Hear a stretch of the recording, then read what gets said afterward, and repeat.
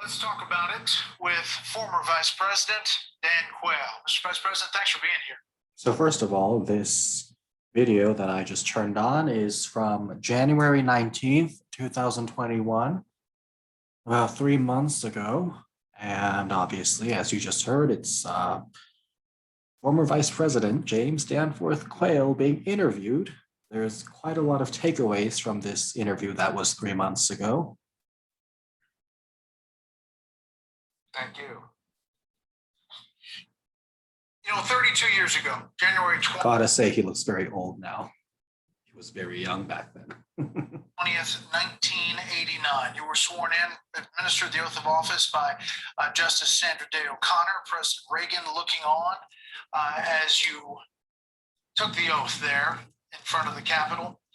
Here you are today. Why don't you feel compelled to come back to this event tomorrow? Once again, a very stupid question from Brett Baer.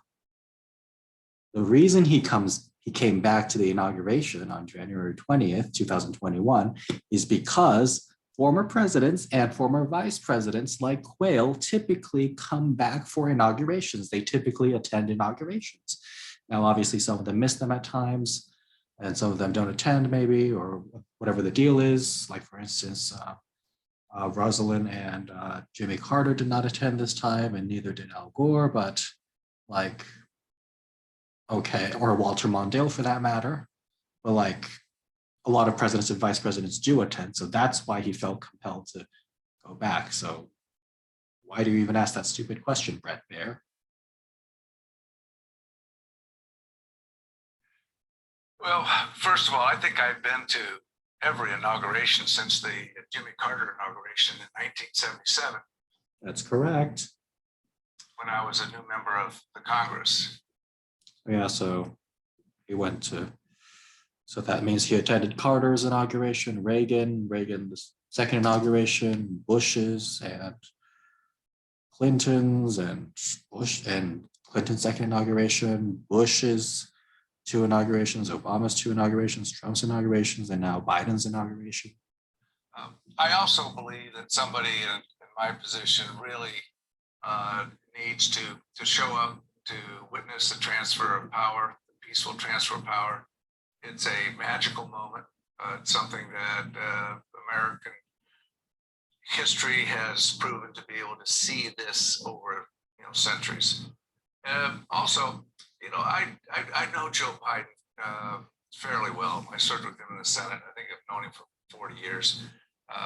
He's a good person. I wish him the very best. I hope I get to talk to him briefly, although I don't know if I will or not. And also, finally, if there was any hesitation, I know there was a lot of hesitation with people such as myself. I think in the circumstances right now that it's imperative, or not imperative, but I think it's important that show up to show bipartisanship, show that Republicans and Democrats are united in trying to move this country forward, and that's what it's all about. So basically, he's just spewing some decorum nonsense and saying bipartisanship. It's good to show some symbolism and to show all this and show like just window dressing. And also keep in mind that Dan Quayle only ever goes on interviews on networks like these because he knows that they're not ever going to ask him difficult questions, so he's comfortable there. So that's one reason. You know, the picture of Bush 41 greeting Bill Clinton there on the White House, 1993, that has happened every time as well, with the incoming president going to the White House with the incoming first lady.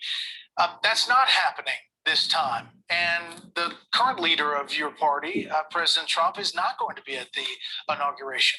So what do you make of that? Well, I think it's unfortunate. I wish that he had or was going to attend the inauguration. I remember that moment in history, riding to the Capitol with Al Gore, who I served with in the Congress, and also this. By the way, Al Gore totally pummeled Dan Quayle in that 1992 vice presidential debate. It wasn't even close. And secondly, I love how Brett Baer and Dan Quayle totally leave out the fact that um, DJT incited the insurrection. They just totally leave that out. And then Dan Quayle's like, oh, well, it's unfortunate that he's not going to attend and this and that. Like, come on. It's just such a joke of an interview. But they do make an important point at the end, which is quite something to hear. The Senate. On our trip up to Capitol Hill, we had an amicable discussion about our family, about where the country was going. I think Dick Gephardt was also in the car. That's part of the tradition. Well, no one really cares about families and whatnot, your families and whatnot, but it is kind of interesting that he can remember all of that. But he does get to a policy point soon. But as you well know, this president, tradition is not necessarily a strong suit. So unfortunately, he's not going to attend. Yeah, that's one nice way of saying that he incited an insurrection. Just saying. Might as well just spell it out, Dan. My good friend Mike Pence will be there, my fellow Hoosier. Oh, my good friend from Indiana, because I'm from Indiana too, and he'll be there and I'll be there. So, yeah, you just said that. We'll add a little bit of support for the inauguration that will take place tomorrow. Mr. Vice President, President Trump obviously tapped into something 4 years ago, the forgotten man. There were a lot of people this time, 74 million, who voted for him. Where do you think your party goes from here? Yeah, so that forgotten man thing, that was just Trump doing fake populism. He never really meant it. He said he was against the wars, but he was very pro-war. He said he was against outsourcing, but he was very pro-outsourcing. He said he was going to do something with healthcare. He actually just tried to take healthcare away from people. It was a big mess. So forgotten man thing, that was just a facade, not a very good one either. After President Trump leaves tomorrow, where do you think the GOP Again, this was January 19th, 3 months ago. So obviously a lot of time has passed since then. is and where it goes? Well, today, I would say the party is split. Time will tell whether we could get that back together or not. I think that we can. But I think you have to sort of separate the policies and the accomplishments of the Trump administration with the personality. Yeah, so what he means by that is, if you remember back like 5 years ago, Quayle was very quick to throw his support behind Trump, and Quayle was very quick to get behind Trump. And now that Trump is leaving, now that Trump has left and is, pretty disgraced, Quayle is trying to distance himself from Trump and say, well, who, me? I was just agreeing with, because I agree with this guy's policies, and well, I didn't have much to do with him. So it's a very weaselly way to distance himself from Trump. And secondly, yes, policies and personalities should be separated, but it really depends on the policies that you agree with, which Quayle is going to get to right now. The policies of the Trump administration, I think, a great number of people in the Republican Party support. That's correct. All the Republicans agreed with all of Trump's policies because they agreed with him on policy. They agreed with everything that he did. For the ones that didn't like him, it was just because of the tweets and how he was unfiltered. And for the ones that did like him, well, maybe they liked the tweets too, but the important thing was they liked all the policies that he did, because they agree with all the same terrible policies that he did. And if they were in office, they would have done the same terrible policies. That's the important thing to keep in mind. They are all the same. He's accomplished, your previous segment had all the accomplishments that he had with the judges and deregulation, less taxes. Yeah, less taxes for the rich, Dan. Less taxes for the rich, not for the working class. He actually raised taxes on the working class. He lowered taxes for the rich. Massive giveaway, massive handout. Just massive nonsense for the rich. That's what the Republicans mean by tax cuts, that Trump gave more money to rich people. So that's what they like. That's what they're saying by tax cuts. And by judges, they basically mean fundamentalist, far-right leaning, radical judges who want to take away healthcare and want to just strike down anything that will help the people. Basically, what the Republicans have done is they've been packing the courts for over the years. Trump was doing McConnell's bidding.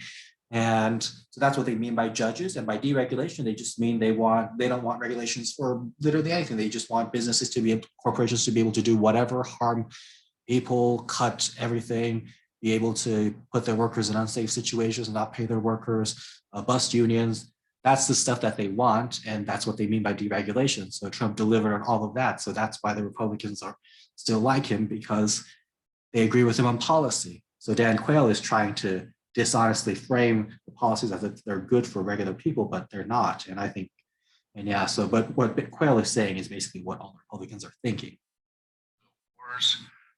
So I think that. Yeah, actually, no, he continued all of the wars. Trump continued all of the wars, escalated drone strikes 432%, escalated with Iran, kept troops in Iraq and Afghanistan, and yada, yada, basically just continued all the wars. So don't give me this nonsense about no wars, Dan. Policies are fine. Policies are fine. Yeah, for people like you, who agrees with all the terrible policies and who would have done the same. It's really the personality. And let me just be very clear about this. I think from a political point of view, it's a lot easier to correct personalities. Yeah, okay, Dan. So Dan Quayle is apparently one of those people who, while he agrees with Trump on every policy, on all of that, disagrees with the mean tweets. Okay, big deal. Who cares? Like, seriously, Dan, it's the substance, it's the policies. We have to separate the policies from the personality. This guy's so annoying. Than it is policies. There are not deep divisions in the Republican Party on policy. I totally agree. That's a great point. The Republican Party is very united when it comes to policy, but it's really a matter of, well, they all are interventionists and they all love to deregulate and they all love to give tax cuts to the wealthy and they all don't care about climate change. But it's a difference between who's more sycophantic when it comes to Trump and who's not. So it's a difference between who's MAGA and who's not. So it's a matter of personality, not policy, which is why they're so divided. But on the policies, they all agree, and that is the key takeaway. It's more about the personality of President Trump. And I think that's going to be fairly easy to correct with whoever the new leader in the party. No, it's not going to be fairly easy to correct. There's a cult of personality, so no. That emerges. There'll be a number of them looking at 24, 22. There'll be a lot of people out there campaigning for senators, Congress, men or women, governors. Yeah, that's right. So it'll take time, but we'll get there. Just because there are not those. He just seems so optimistic, doesn't he? Deep policy divisions. Yeah, that is a good point. Like, if there's not deep policy divisions and they all want the same things, theoretically they should be able to work easily together. But obviously, I think in this case, the personalities are pretty significantly divided to the point where they might have a greater impact. So we will see how this Republican Civil War goes. Vice President Dan Quayle, we appreciate your time tonight, 32 years after you were. Yeah, it's interesting. Let's just say that I had this weird, crazy theory that Dan Quayle might run in 2024. And it's possible. I mean, he'll only be 77 in 2024 because he was born in 1947. So, I mean, it is possible that he'll run, but then who knows? I mean, there's no proof of that he will run, but honestly, he's the same as the rest of them, likes the tax cuts, likes the wars, likes the endless deregulation and packing the courts with far-right judges. So, honestly, yeah, this guy, obviously Quayle is not smart, but he knows the bad policies that he likes, and he continues to stand by the bad policies because that's what he believes in. That's the biggest takeaway here, is that the Republican Party is very united on policy, and they agree with everything that Trump did, Bush did, the other Bush did, Reagan did, Nixon did. They agree with all of that stuff. It's just a clash of personalities, and apparently that's divisive enough for them. So, okay, we'll see how this thing goes in 2022 and 2024. And we'll see if this Quayle tries to get back in again, because he was the senator from Indiana, was the vice presidential nominee in 1988. They won, so he was vice president from 1989 to 1993. And of course, they lost in 1992, so he went away for a while. And then for the 2000 election, he returned in 1999 for the presidential nomination, but obviously he lost that. He did very well. He did very horribly, excuse me, not well. And he had to drop out in 1999. So obviously that was pretty much the end of his political career. And then he joined some firm or whatever. But honestly, just nothing exciting about this guy. But that interview was a very clear giveaway of where the Republicans actually stand.